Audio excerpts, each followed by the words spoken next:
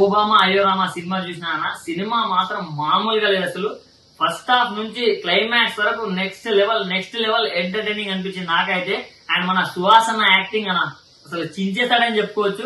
Heroine గారు అమ్మ అంటే జనరల్ గా సినిమాలో మనం హీరో యాక్టింగ్ ని పొగుడతాం, బట్ ఈ సినిమాలో మాత్రం హీరోయిన్ యాక్టింగ్ ని ఎంత పొగిడినా తక్కువేనా.